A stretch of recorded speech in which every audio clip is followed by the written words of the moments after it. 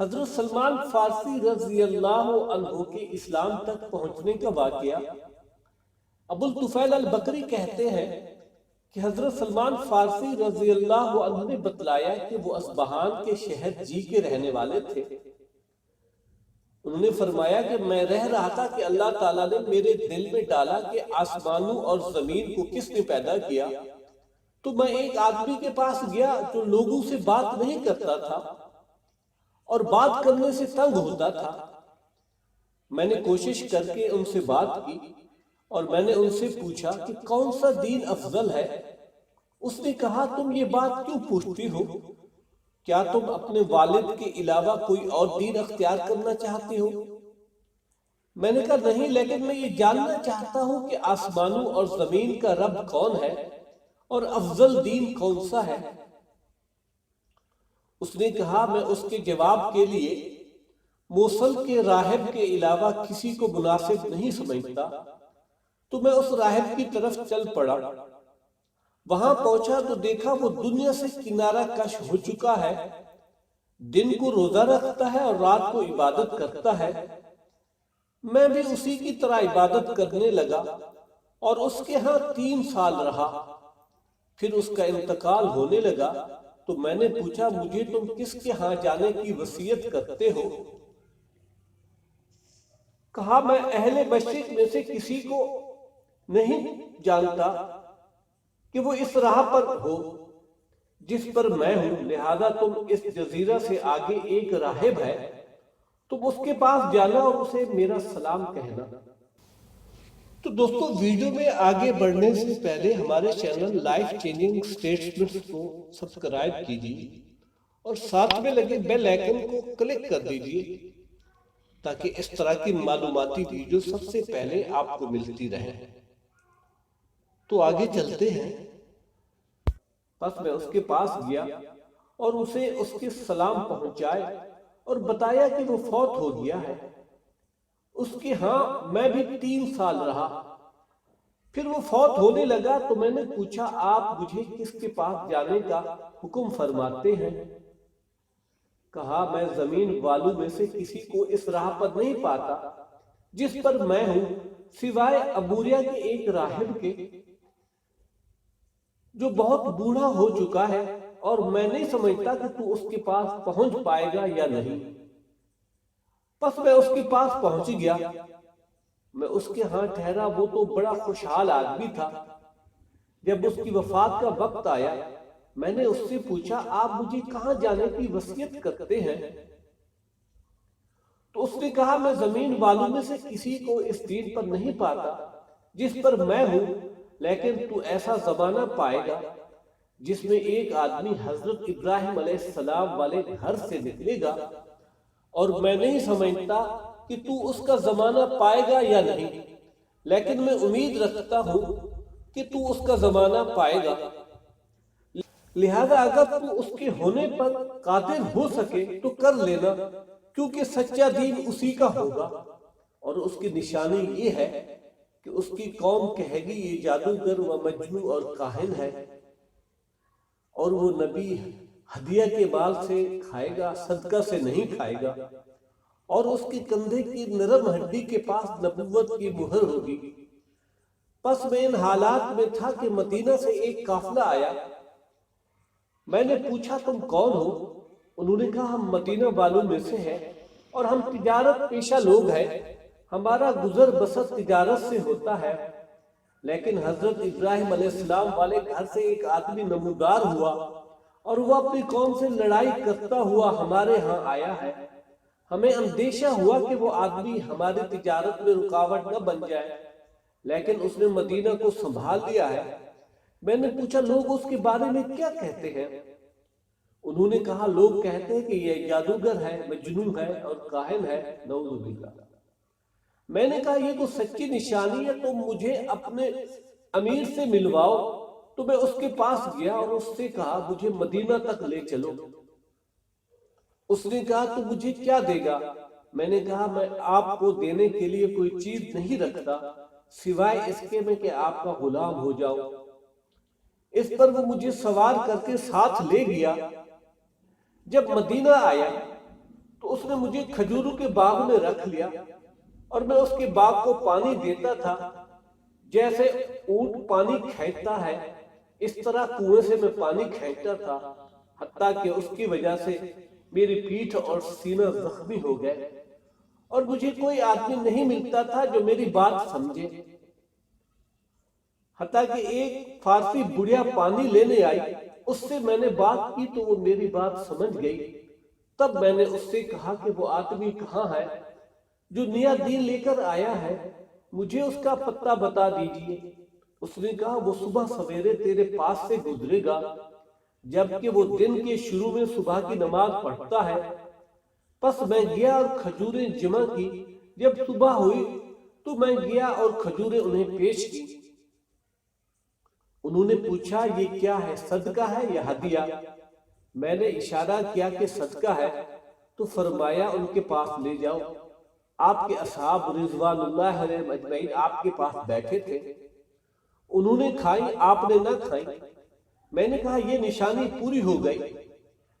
جب اگلا دن تھا تو میں کھجوریں لے گیا، پوچھا یہ کیا ہے؟ میں نے کہا یہ ہدیہ ہے۔ تو آپ صلی اللہ علیہ وآلہ وسلم نے تناول فرمائی اور اپنے اصحاب کو بھی بلایا، انہیں بھی کھلائی۔ پھر آپ نے مجھے مہر نبوت دیکھنے کی کوشش کرتے دیکھا تو سمجھ گئے اور اپنی چادر مبارک ہٹا دی۔ میں مہر نبوت کو چومنے اور چمٹنے لگا تو فرمایا تجھے کیا؟ آپ نے پوچھا تو میں نے اپنا واقعہ سنا دیا۔ پھر فرمایا تم نے ان سے شرط کی تھی کہ تم ان کے غلام ہو، اب اپنے آپ کو ان سے خرید لو۔ تو نبی کریم صلی اللہ علیہ وآلہ وسلم نے اسے 300 کھجور کے درختوں کے لگانے اور 40 اوقیہ سونے کے بدلہ خرید لیا کہ اس کے بعد وہ آزاد ہو جائے۔ نبی کریم صلی اللہ علیہ وآلہ وسلم نے فرمایا پودے لگاؤ، تو حضرت سلمان نے لگا دیے۔ پھر جا کر کنویں میں ڈول ڈالو، جب وہ بھر جائے تو کھینچ لو، پس جب ڈول بھرتا تو خود بخود اوپر اٹھ آتا، پھر پودوں کی جڑوں میں ڈال دینا۔ حضرت سلمان فارسی رضی اللہ عنہ نے ایسا ہی کیا تو بہت جلدی پودے لگ گئے۔ سب نے کہا سبحان اللہ، ہم نے اس جیسا غلام نہیں دیکھا۔ بے شک اس غلام کی عجیب شان ہے، اور لوگ اس پر جمع ہو گئے۔ پھر نبی کریم صلی اللہ علیہ وآلہ وسلم نے حضرت سلمان فارسی رضی اللہ عنہ کو سونے کی ایک ٹکڑی دی تو اس میں سے 40 اوقیہ سونا تھا۔ تو اس طرح حضرت سلمان فارسی رضی اللہ عنہ اسلام تک پہنچے۔ یہ تو حضرت سلمان فارسی رضی اللہ عنہ کے مدینے تک پہنچنے کا واقعہ تھا، لیکن اسی طرح ابو الطفیل عامر بن واصلہ نے بیان کیا ہے کہ مجھے حضرت سلمان فارسی رضی اللہ عنہ نے بیان کیا کہ میں جی والوں میں سے تھا۔ جی ایک ابو الاصبہان شہر کا نام ہے، اور وہ کہہ رہے تھے کہ میرے شہر والے چت قبر گھوڑے کی عبادت کرتے تھے، اور میں سمجھتا تھا کہ یہ کسی حقیقت پر نہیں۔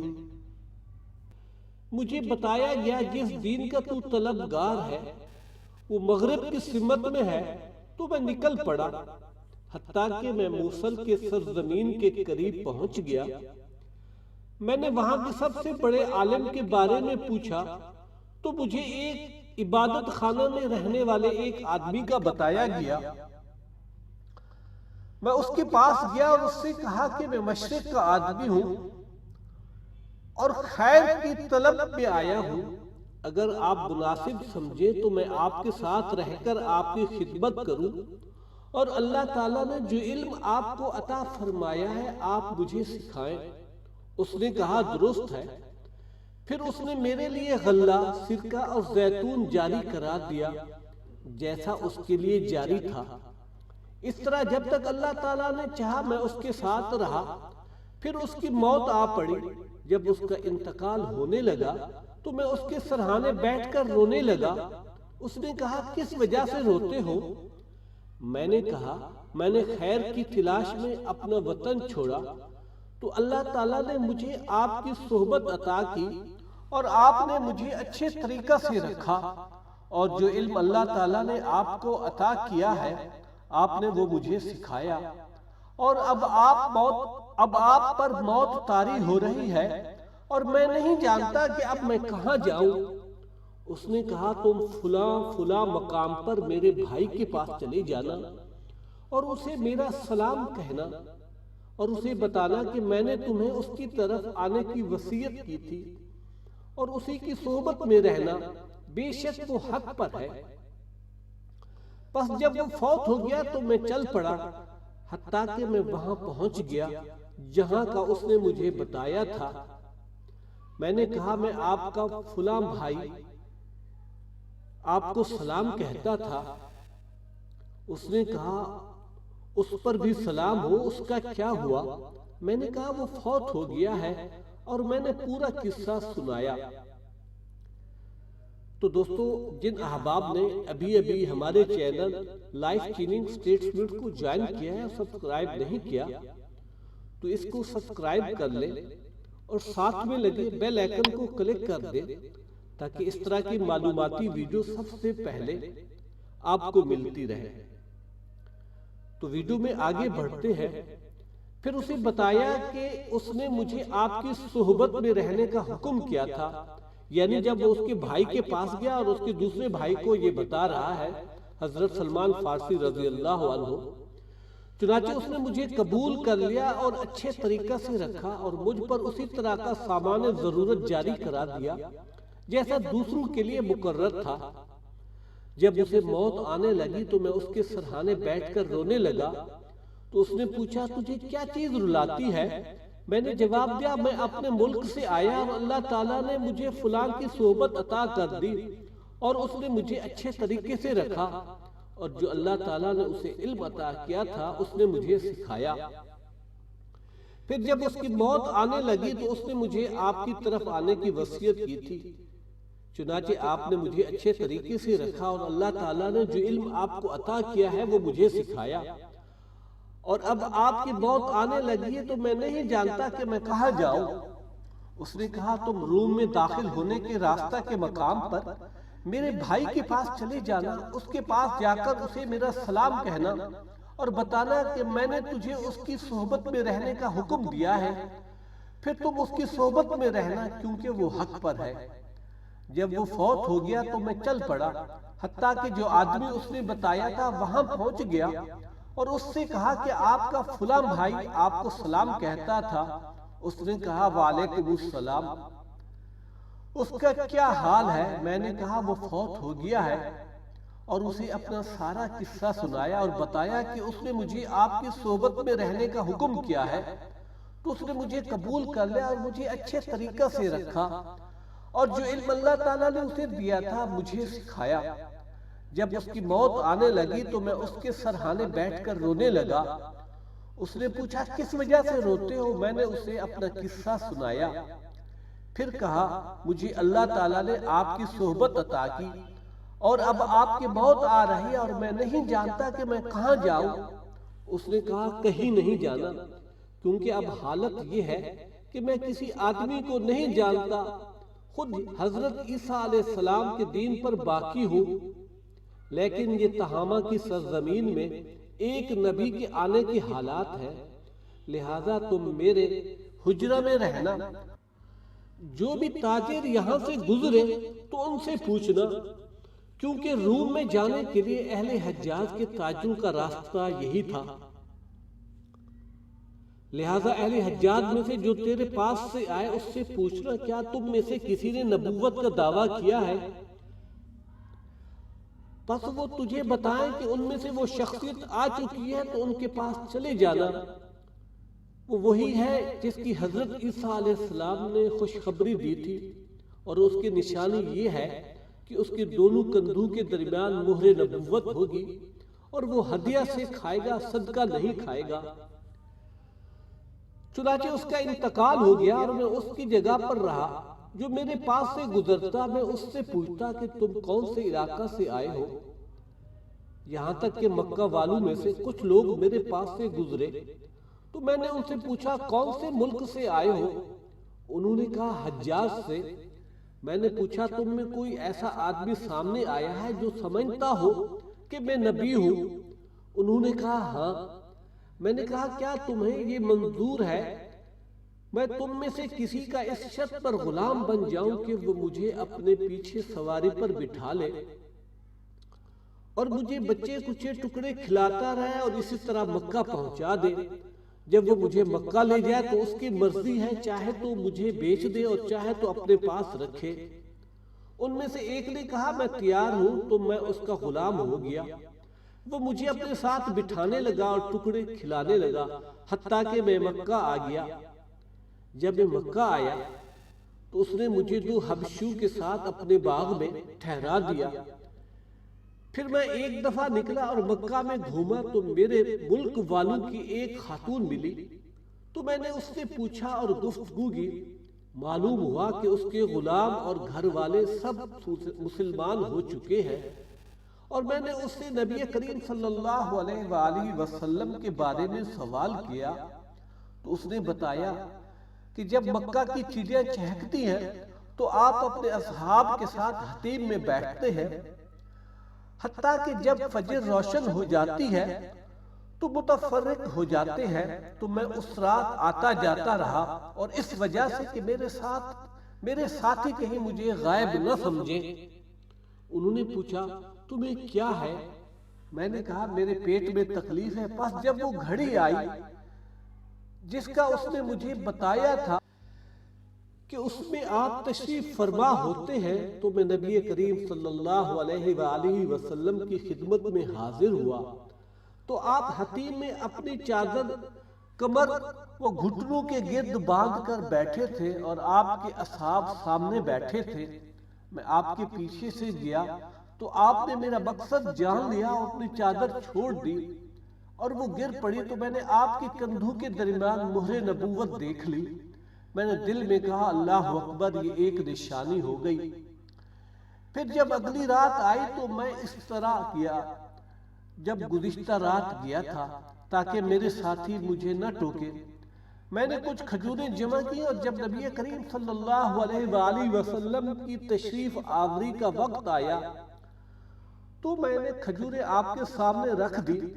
آپ نے دریافت کیے، فرمایا یہ کیا ہے؟ میں نے کہا صدقہ ہے۔ آپ نے اپنے اصحاب سے کہا کھاؤ اور اپنا ہاتھ نہ بڑھایا۔ میں نے دل میں کہا اللہ اکبر، یہ دوسری نشانی پوری ہو گئی۔ جب اگلی رات آئی تو میں کچھ کھجوریں جمع کی، پھر آپ جس وقت تشریف رکھتے تھے اس میں آیا، کھجوریں آپ کے سامنے رکھ دی۔ آپ نے پوچھا یہ کیا ہے؟ میں نے عرض کیا ہدیہ ہے، تو آپ نے بھی تناول فرمائی اور اصحاب نے بھی۔ میں نے کہا اشہد ان لا الہ الا اللہ وانک رسول اللہ، میں گواہی دیتا ہوں کہ اللہ تعالیٰ کے سوا کوئی معبود نہیں اور آپ اللہ تعالیٰ کے رسول ہیں۔ تب رسول اللہ صلی اللہ علیہ وآلہ وسلم نے میرا ماجرا دریافت فرمایا تو میں نے آپ کو بتا دیا کہ اس وقت رسول اللہ صلی اللہ علیہ وآلہ وسلم نے مجھ سے فرمایا جا اور اپنے آپ کو خرید لے۔ میں اپنے مالک کے پاس گیا اور کہا تو مجھے بیچ دو۔ اس نے کہا درست ہے، میں تجھے تیرا نفس اس کے عوض بیچتا ہوں کہ تو مجھے کھجور کے 100 درخت کاشت کر دے، پھر جب وہ پھل اٹھائیں ان کا پھل واضح ہو جائے تو گٹھلی کے برابر سونا لا دے۔ میں نبی کریم صلی اللہ علیہ وآلہ وسلم کی خدمت میں حاضر ہوا اور آپ نے آپ کو بتایا۔ آپ صلی اللہ علیہ وآلہ وسلم نے فرمایا اس نے جو مانگا ہے وہ دینے کا وعدہ کر لو اور میرے پاس اس کنویں کے پانی کا ایک ڈول لاؤ جس سے اس باغ کو پانی دیا جاتا ہے۔ پھر میں مالک کے پاس گیا اور اس سے اپنا آپ خرید لیا جو اس نے مانگا تھا، اس کی شرط منظور کر لی اور کنویں کے پانی کا ایک ڈول لایا جس سے باغ کو سیراب کیا جاتا تھا۔ وہ پانی نبی کریم صلی اللہ علیہ وآلہ وسلم کی خدمت میں لایا تو رسول اللہ صلی اللہ علیہ وآلہ وسلم نے اس میں میرے لیے دعا فرمائی اور میں نے جا کر اس پانی سے درختوں کو پانی دیا۔ اللہ کی قسم ان سے ایک درخت بھی ضائع نہیں ہوا۔ پھر جب کھجوروں کا پھل واضح ہو گیا میں نبی کریم صلی اللہ علیہ وآلہ وسلم کی خدمت میں حاضر ہوا اور انہیں خبر دی کہ کھجوروں کا پھل واضح ہو چکا ہے، تو رسول اللہ صلی اللہ علیہ وآلہ وسلم نے میرے لیے گھٹلی کی مقدار سونا منگایا اور مجھے عطا فرمایا۔ میں اس سونے کو اپنے مالک کے پاس لے گیا اور اسے ترازو کے ایک پلہ میں رکھا اور اس نے اپنی گھٹلی دوسرے پلہ میں رکھی۔ اللہ کی قسم وہ پلہ زمین سے نہ اٹھا۔ پھر بقایا کو میں نبی کریم صلی اللہ علیہ وآلہ وسلم کی خدمت میں لے گیا تو فرمایا اگر تم اس سے اتنے اتنے وزن کی شرط کر لیتے تو بھی یہ ٹکڑا اس پر بھاری ہو جاتا۔ پھر میں رسول اللہ صلی اللہ علیہ وآلہ وسلم کے پاس آ گیا اور آپ کے ساتھ رہنے لگا۔ تو اسی طرح حضرت سلمان فارسی رضی اللہ عنہ اسلام تک پہنچے۔ ابو النہدہ کہتے ہیں کہ حضرت سلمان فارسی رضی اللہ عنہ نے بتایا کہ مجھے 10 سے زیادہ مالکوں نے خریدا اور بیچا، یہاں تک کہ میں پیارے نبی صلی اللہ علیہ وآلہ وسلم کی صحبت میں رہنے لگا۔ تو دوستو آج کی یہ معلوماتی ویڈیو کس طرح لگی؟ ہماری ویڈیوز کو لائک اور شیئر کیجیے۔ شکریہ والسلام۔